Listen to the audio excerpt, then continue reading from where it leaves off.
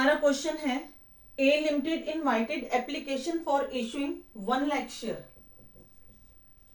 Issuing share 1 lakh, face value of ₹10 each at a premium ₹1, payable on application 3, allotment 3 including premium। अगर premium ₹1 है और allotment पे ₹3 receive हो रहा है तो 2 + 1 ₹3 हो गया। First call ₹3, balance on final call, second and final call. तो यहां पे देखिए 3 + 2 5, 5 + 3 8, फाइनल कॉल कितने की होगी? ₹2 की।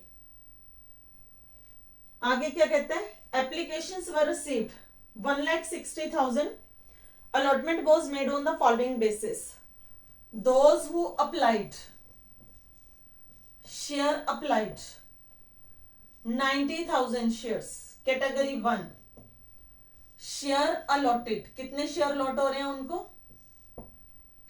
40,000। those who applied, second category, 50,000 shares, they are allotted 40,000। and third category, those who applied for 20,000 share, they are allotted full। Check कर लेते हैं यहीं पे कितना टोटल बनता है शेयर अप्लाइड का? 1,60,000। और शेयर अलॉटेड का, शेयर अलॉटेड में हमारे पास बनता है 1 लाख। तो हमारा यहाँ पे सम का इक्वल हो गया नंबर ऑफ शेयर से। आगे देखते हैं। Excess money paid on applications to be adjusted against allotment and calls। उसके बाद क्या कहता है? जितना भी यहाँ पे एक्सेस आएगा एडजस्ट करना है, वो बात की बात है। पहले देखिए, एक पर्सन है Rishabh, a shareholder who applied 1,500 shares, belongs to category 2, ये category 2 में है, and he failed to pay allotment and first and final call। Another shareholder Sudha who applied for 1,800 shares, belongs to the category 1, ये category 1 की है, and didn't pay the first and final call। सुधा ने first and final call नहीं दी सुधा ने, और ऋषभ ने allotment first and final call नहीं दी, and their share forfeited and these are reissued 7 per share fully paid up। वो बात की बात है। चलिए शुरू करते हैं आप क्वेश्चन। वो कहते हैं application money received, application money received कितने से होगी? ₹3 के साथ, एप्लीकेशन के अमाउंट से। 3 × 90, ₹3 एप्लीकेशन का, शेयर अप्लाइड के साथ। 2,70,000, 50,000 into 3, 1,50,000, 2,000 into 3, 60,000। टोटल चेक कर लीजिए कि सेम आ रहा है, मेरा ठीक आ रहा है। ठीक है, ट्रांसफर टू शेयर कैपिटल आपने भी चेक करना है, ये नहीं कि ये मेरे लिए है, ये आपके लिए है, आपको सीखना है। अब ये ₹3 को शेयर अलॉटेड के साथ मल्टीप्लाई करना है, कितना आएगा? 40 into 3, 1,20,000, 40 into 3, 1,20,000, 20 into 3, 60,000। Total amount कितना रिसीव हो गया? 3 लाख। इधर से टोटल हमारा 3 लाख बन रहा है, 1 लाख इंटू 3, 3 लाख। एक्सेस कितना आ चुका है? 2,70,000 हमें एप्लीकेशन मनी रिसीव हुई थी, ट्रांसफर हमने 120 कर दी, 1,50,000 मेरा एक्सेस रिसीव हुआ था। सेकेंड कैटेगरी में एप्लीकेशन रिसीव हुई थी 150 की, 120 ट्रांसफर कर दिया, 30,000 मेरे पास एक्सेस है। थर्ड कैटेगरी में 60,000 एप्लीकेशन मनी रिसीव हुई थी, 60 ट्रांसफर कर दिया, कुछ भी एक्सेस नहीं है। एडजस्टेड इन अलॉटमेंट, अलॉटमेंट का अमाउंट कितना बनना है? ₹3 से। ₹3 इंटू 40,000 कितना बन गया? 1,20,000। मेरे पास एक्सेस कितना था? 1,50,000। तो मैं पूरा का पूरा 1,20,000 अलॉटमेंट का यहां से एडजस्ट कर सकती हूँ। 40,000 शेयर्स हैं, ₹3 है, 1,20,000 बना। यहाँ पे मेरे पास एक्सेस कितना बड़ा है 30, तो सेकंड कैटेगरी में मैं सिर्फ 30,000 एडजस्ट कर सकती हूँ। फर्स्ट कैटेगरी में मैंने अलॉटमेंट का पूरा अमाउंट एडजस्ट करा है। क्यों? मेरे पास अमाउंट ज्यादा पड़ा था, 1,50,000 पड़ा था, अमाउंट ड्यू हो रहा था 120। अभी भी मेरे पास फर्स्ट कैटेगरी में अमाउंट एक्सेस पड़ा हुआ है 30,000, तो वो मैं एडजस्ट करूंगी, एडजस्टेड इन फर्स्ट कॉल। यहां से मैं अमाउंट वापस नहीं कर रही। क्यों वापस नहीं कर रही? क्योंकि क्वेश्चन के अंदर मेंशन है अलॉटमेंट पे एडजस्ट करने के बाद अगर कुछ बचता है उसको फर्स्ट कॉल में एडजस्ट करो। अगर ये पॉइंट नहीं होता तो मेरे पास जितना ये 30,000 एक्सेस बच रहा है वो मैं सीधा रिफंड कर देती, क्योंकि as per the companies act वो रिफंड होता है। 30,000 यहाँ पे क्या हो गया, एडजस्ट इन फर्स्ट कॉल। 30 का 30 एडजस्ट हो चुके हैं, कुछ भी रिफंड नहीं होगा। थर्ड कैटेगरी तो फुल अलॉटमेंट थी तो होना ही नहीं है। यहां से 1,50,000 अलॉटमेंट में एडजस्ट हो गया, 30,000 फर्स्ट कॉल में एडजस्ट हो गया, तो हमारा टेबल का एक पार्ट कंप्लीट हो गया। अब हमारे पास है पर्सन ऋषभ। ऋषभ ने अप्लाई करे थे 1,500 शेयर, और वो कौन सी कैटेगरी का है? सेकेंड कैटेगरी का। शेयर अप्लाइड, अगर सेकेंड कैटेगरी में 50,000 शेयर अप्लाई होते हैं तो शेयर अलॉटेड, शेयर कितने अलॉट होते हैं? 40,000। यहां से अप्लाई कितने करे गए हैं? 1,500 शेयर, अलॉट कितने होंगे? x। तो हमारा अमाउंट कितना आएगा? 1,500 इंटू 40,000 डिवाइडेड बाय 50,000, राइट। कितने शेयर इसको अलॉट हो रहे हैं? 1,200 शेयर्स।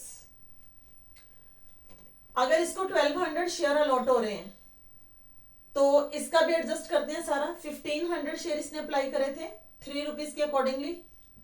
ऋषभ ने पैसा दिया था 4,500 रुपीज। देना कितना चाहिए था? ₹3 के accordingly 3,600 rupees. 1,200 into 3, 4,500 application money receive हुई थी ऋषभ से, आनी चाहिए थी 3,600। 900 इसने हमें एक्सेस दे दी। ये एक्सेस हम कहां एडजस्ट करेंगे? अलॉटमेंट में, क्योंकि अलॉटमेंट है 1,200 इंटू 3, 3,600, तो 900 मेरे पास कम ही पड़ा है। सुधा, यहां पे कुछ भी नहीं है एडजस्ट करने के लिए फर्स्ट कॉल में, तो सुधा ने अप्लाई करे 1,800 शेयर अप्लाइड, शेयर अलॉटेड। ये आपका वर्किंग नोट का पार्ट होता है। सुधा जो है वो फर्स्ट कैटेगरी की है। फर्स्ट कैटेगरी में 90,000 शेयर अप्लाई करे थे तो अलॉट हुए थे 40,000। इसने अप्लाई करे हैं 1,800, तो अलॉट कितने होंगे? फिर से निकालिए। 1,800 इंटू 40,000 डिवाइडेड बाय 90,000, कितने शेयर हो गए? 800 शेयर्स। तो इसने 1,800 अगर शेयर अप्लाई करे हैं तो इसको मिल गए 800 शेयर्स। तो 1,800 शेयर पे ₹3 के अकॉर्डिंगली इसने कितना अमाउंट दिया हुआ है? 5,400। देना कितना चाहिए था? 2,400। 800 इंटू 3, कितना अमाउंट इसने एक्सेस दिया हुआ है? 3,000। इसकी अलॉटमेंट में एडजस्टमेंट करेंगे। 800 शेयर पे ₹3 के अकॉर्डिंगली कितना अमाउंट बनता है? 2,400। तो हम यहां से सारा का सारा 2,400 रिकवर कर सकते हैं। अभी भी मेरे पास कितना एक्सेस है? सुधा का 600, तो 600 देखते हैं। फर्स्ट कॉल में ₹3, 3 इंटू 8, 2,400, तो मेरे पास 600 एक्स्ट्रा पड़ा था, वो 600 सिर्फ रिकवर करेंगे। तो ये हमारे दो पर्सन जो फेल हुए हैं, उन्होंने कुछ पैसा हमें एडवांस में दिया था एप्लीकेशन के टाइम पे। कुछ एडजस्ट हो गया अलॉटमेंट में, कुछ एडजस्ट हो गया फर्स्ट कॉल में। तो ये आपका वर्किंग नोट का एक पार्ट कंप्लीट हो गया। हमारी फर्स्ट एंट्री होगी यहां से, bank account debit to share application account. 4,80,000 की हमें एप्लीकेशन मनी रिसीव हो चुकी है।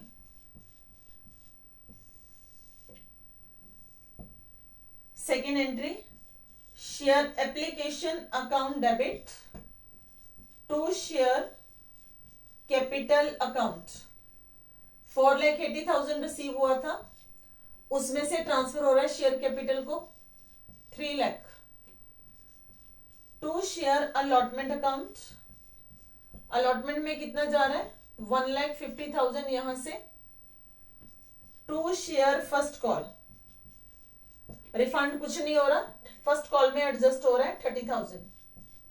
Debit is equal to credit, narration क्या डालोगे, being application money transfer to share capital and excess adjusted toward allotment and calls.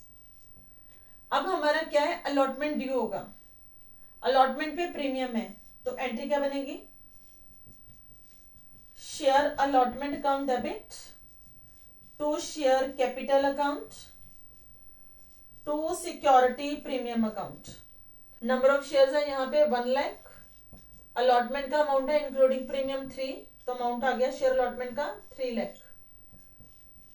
इसमें से 1 रुपये प्रीमियम का है और 2 रुपीज जो है वो ट्रांसफर होंगे शेयर कैपिटल को, तो 2 लाख चले गया शेयर कैपिटल को और 1 लाख चले गया आपका सिक्योरिटी प्रीमियम को. जब अमाउंट रिसीव होगा एंट्री आएगी bank account debit call in arrear account debit to share allotment account. Working note में देखिए इसका अमाउंट कैसे निकालना है. अमाउंट था हमारा ड्यू 3 लाख, ये वाला, इसमें से ऑलरेडी हमें कितना आ चुका है, ये टेबल में देख सकते हो या यहां से जर्नल एंट्री सेकंड वाली में से देख सकते हो, 1,50,000 ऑलरेडी रिसीव हो चुके हैं. बैलेंस कितना बचा, 1,50,000. अब इसमें कॉल इन एरियर कितना है वो निकालेंगे. वर्किंग नोट में amount due to Rishabh, Rishabh के नंबर ऑफ शेयर्स कितने हैं 1200 और इसका अलॉटमेंट कितना ड्यू हुआ था 3 रुपीज के अकॉर्डिंगली 3600 ऑलरेडी रिसीव्ड. कितना ऑलरेडी रिसीव हो चुका है, ये 900. येट नॉट रिसीव्ड, कितना रिसीव नहीं हुआ अभी तक 2700, तो ये इसका 2700 कॉल इन एरियर में चला गया. जो दूसरा पर्सन है उसने सुधा अलॉटमेंट पे सारा का सारा अमाउंट पे कर दिया है, तो इसका मतलब वो अलॉटमेंट पे फेल नहीं हुई है, तो उसको निकालने का कोई बेनिफिट नहीं है. तो ये 2700 इसका क्या हो गया कॉल इन एरियर. 1,50,000 में से 2700 माइनस कर दीजिए तो अमाउंट बनेगा हमारा 1,47,300.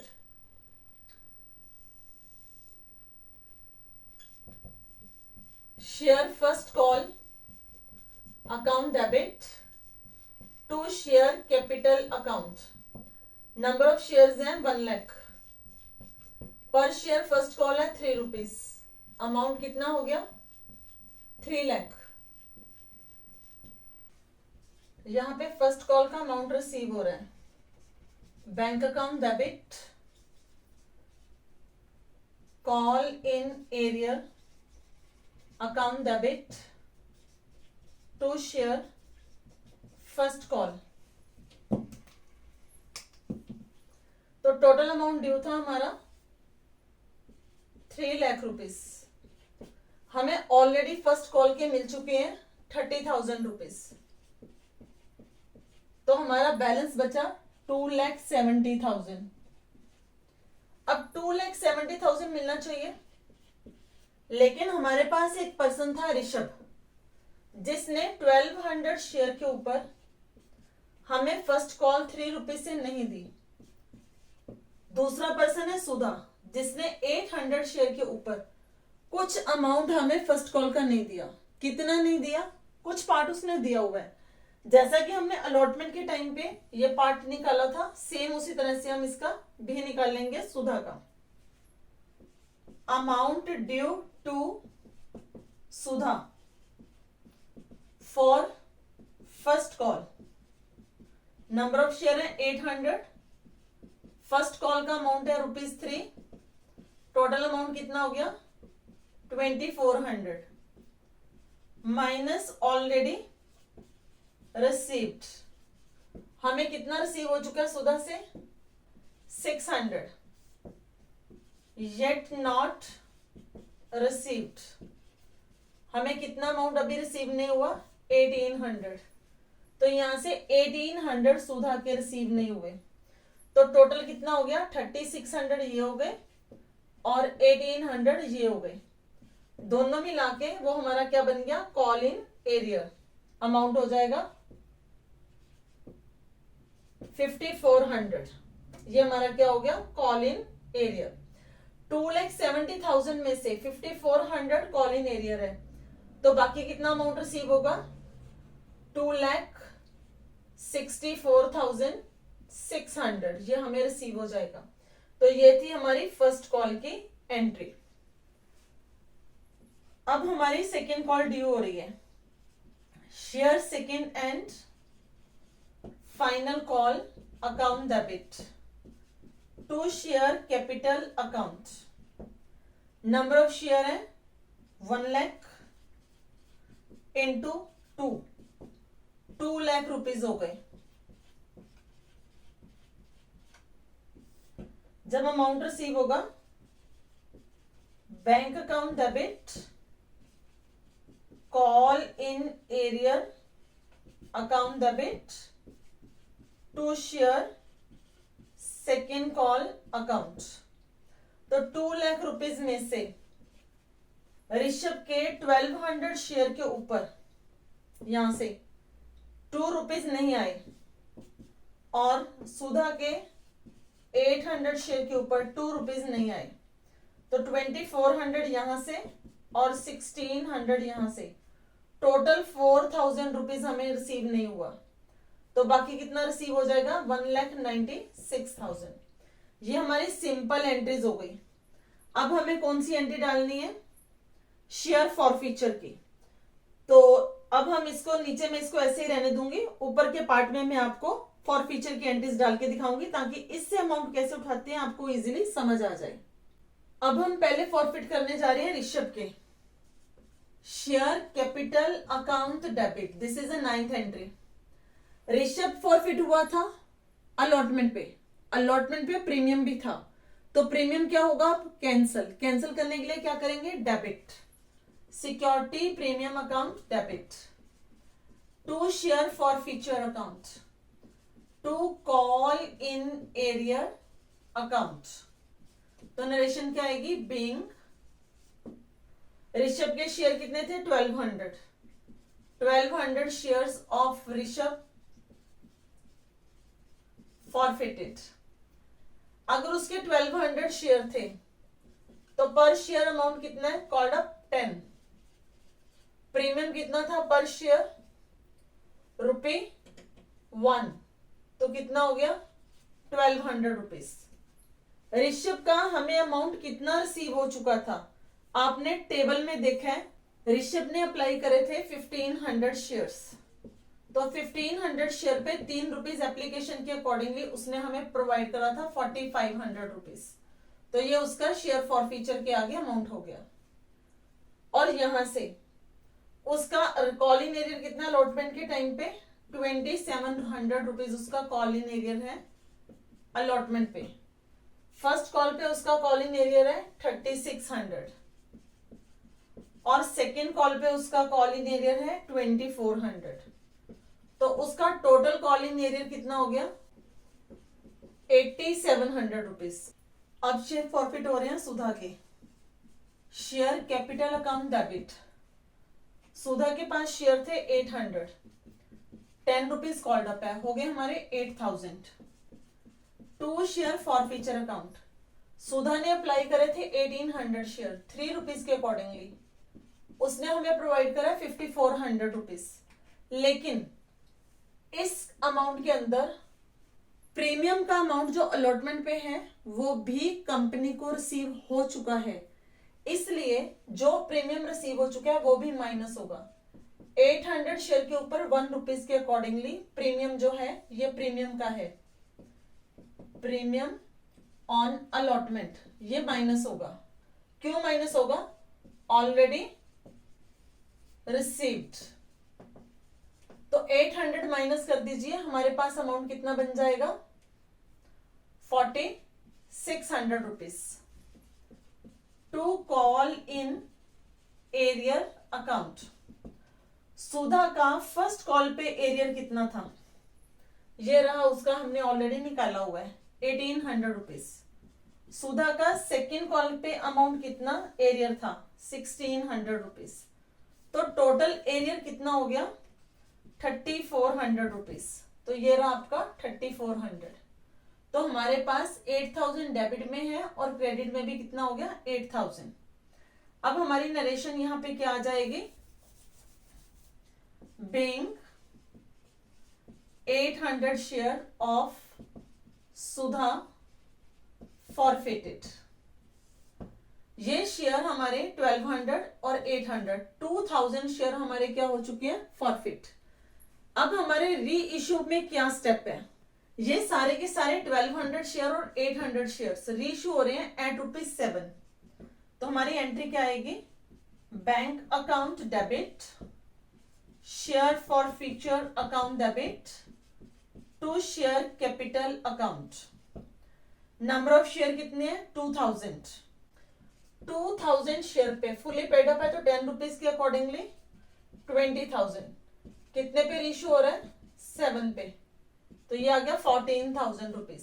डिस्काउंट कितना दे रही है यहाँ पे 10 - 7 3 रुपीज, तो ये हो गया 6000। बिंग 2000 शेयर्स री इशूड। जैसा कि आप पिछले क्वेश्चंस में समझ चुके हो, अगर फॉरफिटेड शेयर्स और रीइश्यूड शेयर्स सेम होते हैं तो कोई प्रॉब्लम नहीं होती।